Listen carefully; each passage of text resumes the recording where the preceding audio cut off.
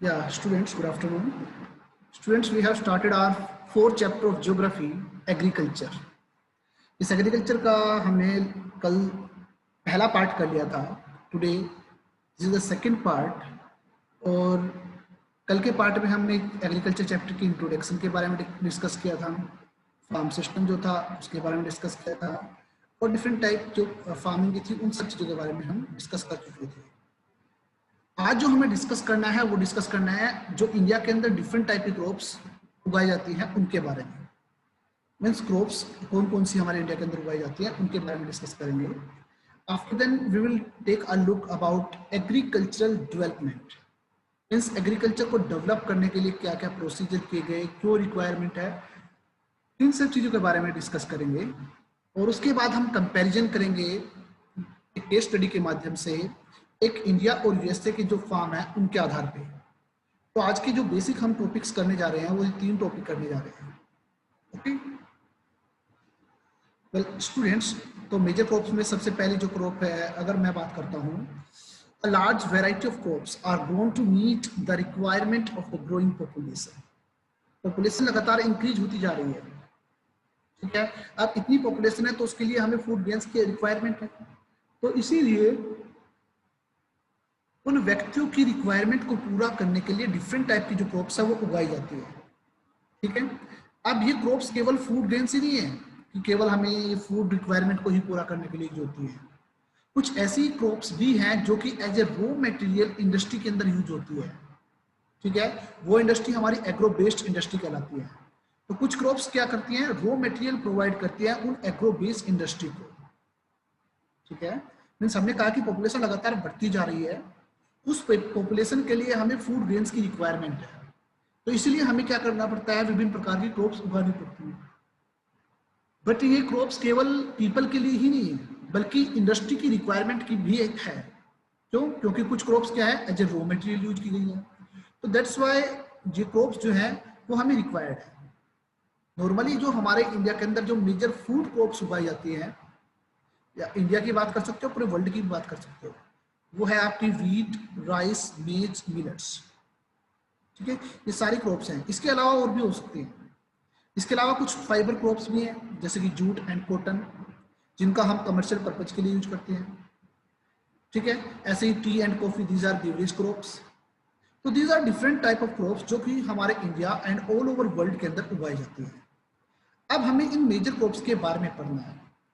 ठीक है, मीन्स हम पर्टिकुलर कुछ क्रॉप्स को लेंगे और उनको के बारे में स्टडी करेंगे. तो सबसे पहले हम डिस्कस कर रहे हैं राइस के बारे में. ठीक है, अगर मैं राइस की बात करता हूं तो it is a staple food. Basic points है, मैं पॉइंट्स के आधार पर डिस्कस करूंगा स्टूडेंट्स, और ये ही पॉइंट्स आपको पता होना चाहिए. ठीक है, अगर मैं राइस की बात करता हूं, ये एक स्टेपल फूड है, means it is eaten by everybody. Maximum people इसको खाते हैं. अगर मैं इसके कल्टीवेशन सीजन की बात करता हूं तो नॉर्मली इसे खरीफ सीजन में उगाया जाता है. खरीफ सीजन का मतलब है कि हमारा जो मानसून सीजन है, इट मींस जून के महीने में इसको बोया जाएगा और इसकी जो हार्वेस्टिंग है, इसकी जो इसको हम जो हम इसको कंप्लीट इसकी प्रोडक्शन हो जाएगी वो होगी आपके सितंबर मंथ के दौरान में. खरीफ सीजन इट मींस अगर हम बात करते हैं तो ये जून से लेकर सितंबर तक के मंथ की क्रॉप है. इसके लिए जो टेम्परेचर है, it required about 25 degree Celsius temperature. काफी हाईएस्ट टेम्परेचर की रिक्वायरमेंट है. साथ ही साथ इसको ज्यादा पानी की रिक्वायरमेंट भी होती है. So it require near about 200 centimetre rainfall and more than 200 centimetre rainfall इसकी रिक्वायरमेंट है. And in the zone of arid and semi arid areas, तो आपको वहां पर इरिगेशन प्रॉपर मैनर से इरिगेशन फैसिलिटीज है तो आप वहां पर भी उगा सकते हो. ओके, अब हम बात कर लेते हैं सोइल की क्या रिक्वायरमेंट है इसमें. इसके लिए alluvial, clayey and loamy soil, जिसके अंदर अगर हम बात करते हैं फाइन प्रॉपर मात्रा में फर्टाइल जो लैंड होती है उसकी रिक्वायरमेंट होती है. ठीक है, जो हमारे इंडिया के अंदर मेजर एरियाज है, पंजाब, हरियाणा, वेस्टर्न उत्तर प्रदेश और कुछ पार्ट जो हमारे राजस्थान के हैं, वहां पर इन क्रॉप्स को उगाया जाता है. ठीक है, अब आपके सामने कुछ क्वेश्चंस मैं रख रहा हूं जो आपको पता होना चाहिए. First one, name the largest producing state in India. India के अंदर जो राइस है वो सबसे ज्यादा प्रोड्यूस कौन सा स्टेट करता है उसका नाम बताना है। And what about the India's rank in the world, और वर्ल्ड के अंदर इंडिया का कौन सा रैंक है। आपको ये दो क्वेश्चन फाइंड आउट करने हैं। सेकंड क्वेश्चन आपका है largest producer in the world, means rice का लार्जेस्ट प्रोड्यूसर वर्ल्ड के अंदर कौन सा है वो चीज। तो ये था आपका राइस। तो स्टूडेंट आपको इसके बारे में क्या पता होना चाहिए, आपको पता होना चाहिए, आपको यही पॉइंट डिस्कस करने हैं, बड़े ध्यान से देखना कि ये टाइप ऑफ क्रॉप्स कैसी है, इसका कल्टीवेशन सीजन क्या होता है, टेम्परेचर और एनुअल रेनफॉल की रिक्वायरमेंट क्या होती है, किस टाइप की सोइल की रिक्वायरमेंट होती है, और वर्ल्ड के अंदर या इंडिया के अंदर जो मेजर एरियाज है वो कौन कौन से होते हैं, इन सब चीजों के बारे में आपको पता होना चाहिए। ठीक है, इसके बाद अगर आपको पता है कि लार्जेस्ट इंडिया में स्टेट क्या है, वर्ल्ड में कौन सा कंट्री है, या इंडिया का वर्ल्ड में कौन सा रैंक है, तो ये भी आप इसके अंदर पॉइंट लिख सकते हो। And this is the 5 marks question for you. आपके पास क्वेश्चन आ सकता है कि describe the geographical condition of rice, या write a short note on rice. तो आप राइस को ऐसे पॉइंट्स में बना के लिख सकते हो। पहले आप हेडिंग बनाओगे टाइप ऑफ फूड, देन आप लिखोगे it is a staple food, it means eaten by everybody the all. Second point बनाओगे कल्टीवेशन सीजन, ठीक है, it's cultivation season is kharif season which is from June to September month, या this crop is sown in June month, that you can say in the beginning of the monsoon season and are harvested in the September month, and it required near about 25 degrees Celsius temperature। ठीक है, तो इस तरीके से आप इन points को discuss करोगे।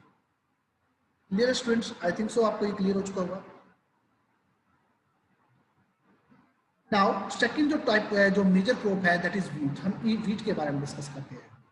अगर मैं वीट की बात करता हूं तो as a type crop it is also a staple food, but it is the second important cereal crop also, right?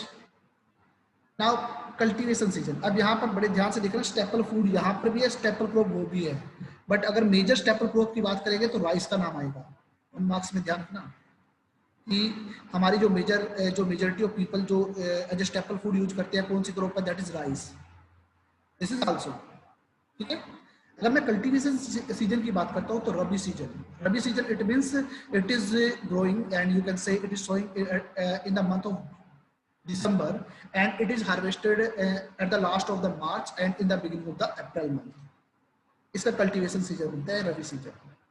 अगर मैं टेम्परेचर की रिक्वायरमेंट की बात करता हूं तो देखिए दिसंबर मंथ में उगाई जाती है, तो it required 10 to 15 degree Celsius temperature during the time of the growth.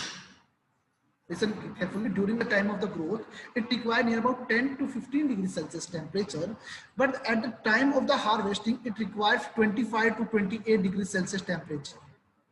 At the time of the ripening it requires 25 to 28 degrees Celsius temperature. Now let's discuss about the annual rainfall. Near about 50 to 70 degrees 50 to 70 centimeter rainfall की इसको requirement है। And if you think about the arid and semi-arid areas, so irrigation facilities must be there. Okay. Now let's think about the soil type. So it required alluvial, clay and loamy soil. Means ऐसी soil जिसके अंदर calcium, potassium इन सब का amount होता है ना, that soil is fertile soil, इसलिए मैं इसको clay and loamy soil का वर्ड भी यूज कर रहा हूँ। ठीक है, ऐसे soil, ठीक है, जैसे कि alluvial soil है, इसके अंदर ये सारे के सारे अमाउंट होते हैं। ठीक है, अलुवियल सॉइल लगातार रिफाइन भी होती रहती है by the river valleys, by the reverse, तो इस आधार पे इसके लिए जो मेजर रिक्वायरमेंट जो सॉइल की है that is alluvial soil.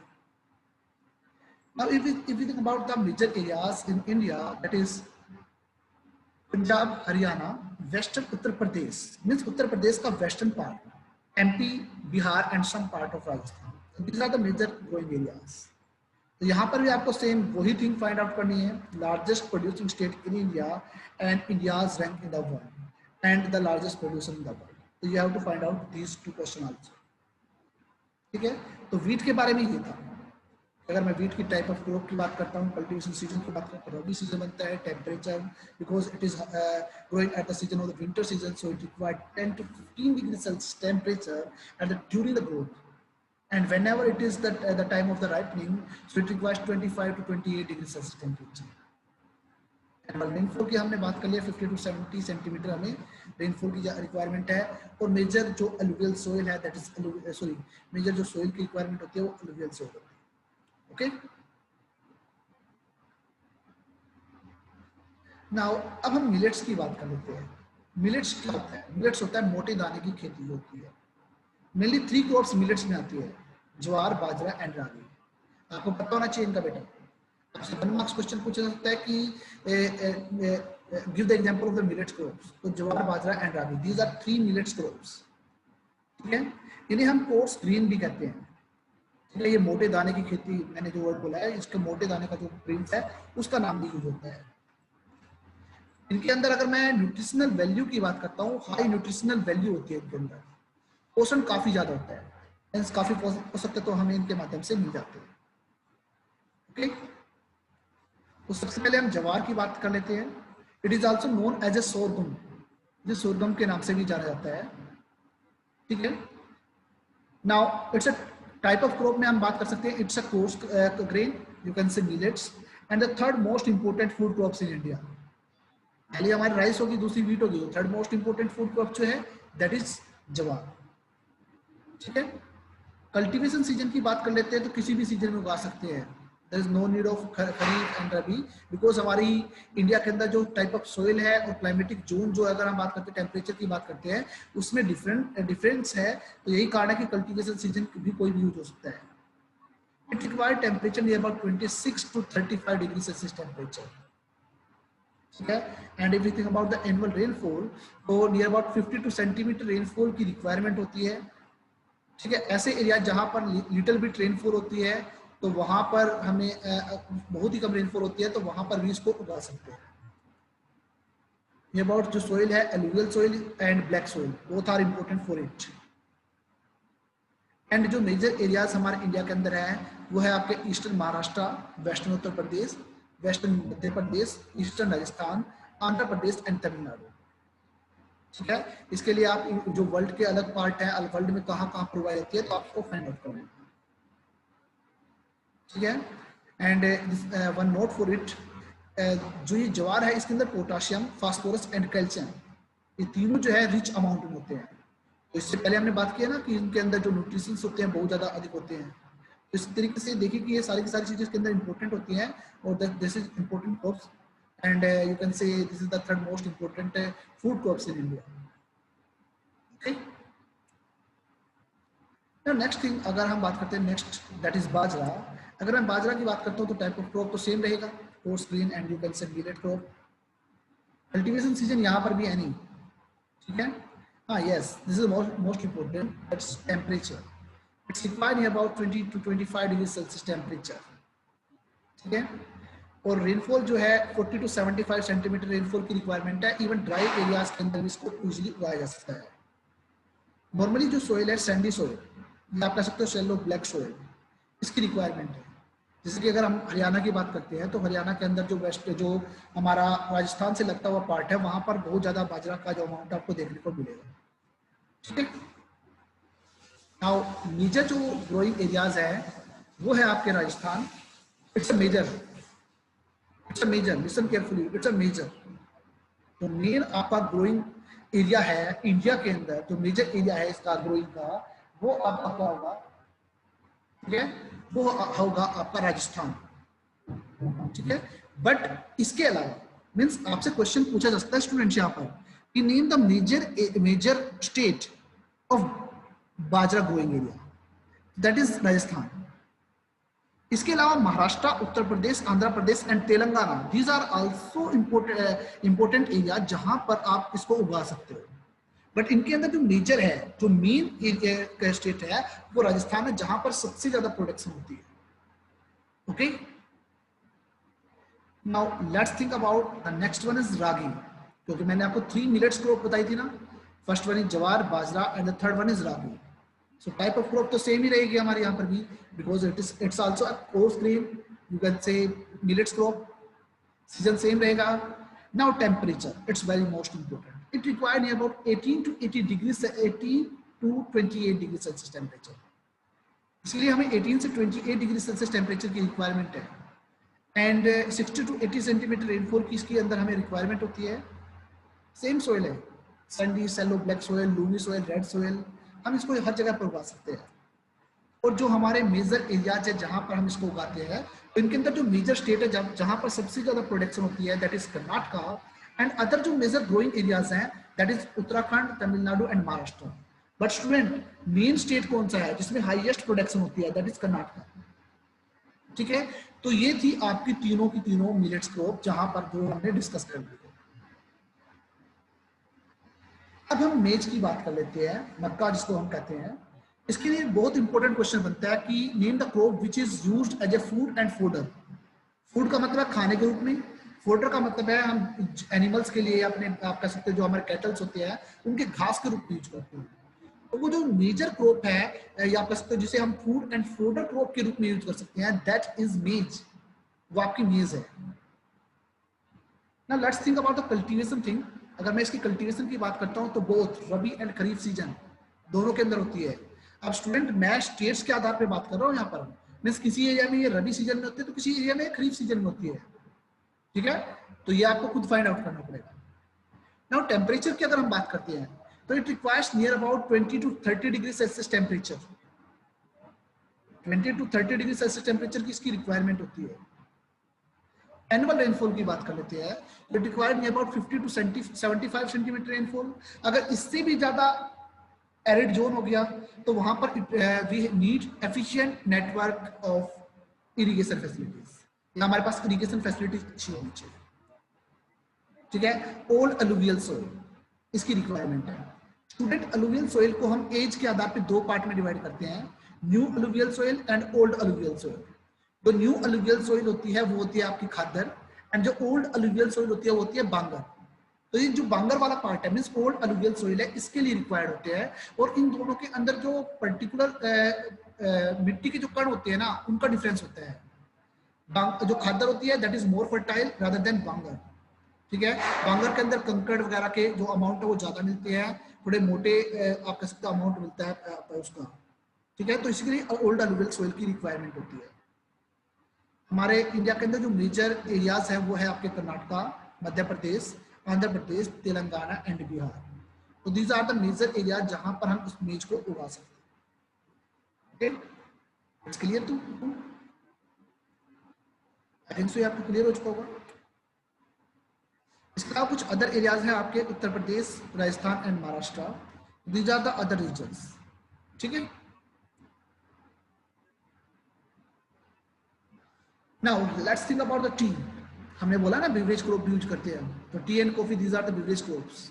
If you think about the tea, it is introduced in India by the Britishers. हमारे इंडिया में जो इसको इंट्रोड्यूस कराया गया है वो ब्रिटिश के द्वारा कराया गया है। ठीक है, and it is most important beverage crop. तो अगर मैं टाइप ऑफ क्रॉप की बात करता हूँ तो इसे बेवरेज क्रॉप भी देख सकते हैं। प्लांटेशन, जब हम टाइप ऑफ फार्मिंग की बात कर रहे थे तो उसमें मैंने आपको प्लांटेशन की बात की थी, प्लांटेशन एग्रीकल्चर की, जहां पर एक काफी बड़े एरिया के अंदर only single crops is grown, केवल एक सिंगल क्रॉप उगाई जाती है, वो हमारा प्लांटेशन सिस्टम कहलाता है। जैसे कि आप आसाम वगैरह में जाते हो तो काफी बड़े बड़े एरिया में आपको केवल एक ही सिंगल क्रॉप उगाई मिलेगी, दैट इज टी। ठीक है, तो इसकी अगर मैं बात करता हूँ तो it's a plantation type of crop and it is used for the commercial purpose. ठीक है, कमर्शियल पर्पज के लिए इसका यूज होता है। कल्टीवेशन जो सीजन है वो दैट इज एनुअल, पूरे साल चलता है काम। Now it required 20 to 30 degree Celsius temperature. ठीक है, एंड ट्रॉपिकल एंड सब tropical climatic condition. Tropical and सब ट्रॉपिकल, अब ट्रॉपिकल एंड सब ट्रॉपिकल आपको पता है, ठीक है, कि इक्वेटर से 23.5 tropical and 23.5 to 66 that is सब ट्रॉपिकल। सो ट्रॉपिकल एंड सब ट्रॉपिकल क्लाइमेटिक कंडीशन जिस भी एरिया के अंदर मिलेगी तो आपको वहां पर इस एग्रीकल्चर को करने में कोई दिक्कत नहीं है, ऐसे क्रॉप उगाने में कोई दिक्कत नहीं है। एनुअल रेनफॉल जो चाहिए वो नियर अबाउट 200 सेंटीमीटर रेनफॉल चाहिए और मोर देन 200 सेंटीमीटर की रिक्वायरमेंट है। और इसके अंदर फ्रीक्वेंट शावर होनी चाहिए, लगातार कभी अब थोड़ी सी बारिश हो गई, थोड़ी समय के लिए रुक गई, फिर बारिश हो गई, फिर रुक गई, ये फ्रीक्वेंट शावर की रिक्वायरमेंट होती है so that the leaves would be in a tender manner, means इसके पत्तों को मुलायम रखा जा सके, तो उसके लिए इसकी फ्रीक्वेंट शावर की रिक्वायरमेंट होती है। ठीक है, बट इसकी जड़ों के अंदर पानी नहीं रुकना चाहिए, अदरवाइज वो खराब हो जाएंगे। ठीक है, अगर हम पेड़ के नीचे की पार्ट की बात करें जो इसका रूट्स पार्ट है तो वहां पर अधिक पानी रुका नहीं होना चाहिए, उससे वो खराब हो सकते हैं। बट फ्रीक्वेंट शावर है फॉर द टेंडर लीफ। उसकी रिक्वायरमेंट है। सॉइल टाइप की बात कर लेते हैं तो ऐसी सॉइल जिसके अंदर ह्यूमस अमाउंट अच्छा होता है, फर्टिलिटी अच्छी होती है, वो सॉइल इसकी रिक्वायरमेंट, ठीक है। And this crop is the labour intensive job. Labour intensive का मतलब क्या है? इसका मतलब होता है आपका, अगर मैं लेबर इंटेंसिव की बात करता हूं तो इसका जो मतलब होता है, इसका मतलब होता है कि इसके अंदर मैक्सिमम काम जो हाथों से करना होता है, जैसे कि पत्तियां चुनना, उनको फिर अलग करना, इस तरीके से ये सारे काम जो होते हैं मैनुअली करने पड़ते हैं इंसानों को, मशीनों का काम बहुत कम होता है। यही कारण है कि इसको हम लेबर इंटेंसिव भी बोलते हैं। जैसे कि राइस की अगर मैं बात करता हूँ तो आज पहले हम मैक्सिमम मैनुअल काम करते थे, बट आजकल हम मशीनों का यूज करने लगे हैं, तो वहां पर वो इतना लेबर कंज्यूमिंग नहीं है। But tea is the labour intensive, labour consuming, and most of the worker should be skilled labour, उनको पता होना चाहिए उनके बारे में, right. Now let's think about the major area जो कि हमारे इंडिया के अंदर है। So Assam, West Bengal, Tripura, Kerala, Karnataka and Tamil Nadu, all are the major areas जहां पर हम टी को उगा सकते हैं। Okay students, this is T. अब मैं अगर इंडिया की बात करता हूं, according to the 2008, China first था, टर्की सेकंड, एंड जो थर्ड रैंक है वो इंडिया का है। This is the most important thing कि name the largest producer of tea, that is China, but what about the India's rank? This is third, and this is according to 2008। Maybe अब change हो चुका है, but 2008 के according ये चीज है। Okay, now next one is coffee. अब हम कॉफी के बारे में डिस्कस कर लेते हैं। अगर मैं कॉफी की बात करता हूं तो it is also a plantation and you can से बिवरेज क्रॉप। कल्टीवेशन सीजन इसका रबी सीजन माना जाता है, ठीक है। अगर हमने टी की बात की थी that's annual, but it's cultivation season is the rabi season, and it require near about temperature 23 to 28 degree Celsius temperature, it is it's requirement. Let's think about the annual rainfall. So annual rainfall, it required near about 150 to 200 centimeter. Near about it required it. And soil should be well drained, rich in humus, and you can say laterite soil. तो laterite soil के अंदर ये most important है, ठीक है। Maximum जो हमारे India में होती है वो laterite soil के अंदर होती है। तो मेजर एरियाज हमारे इंडिया के अंदर है, तो मेजर जो है आपका है कर्नाटका, बट इसके अलावा केरला के अंदर नीलगिरी हिल्स एंड तमिलनाडु का जो एरिया है वहां पर आपको देखने को मिल सकती है। पर जो मेजर स्टेट है दैट इज कर्नाटका, जहां पर मैक्सिमम प्रोडक्शन होती है, ठीक है। सो स्टूडेंट्स, अगर आपको यहां तक कोई डाउट है तो you can ask the question.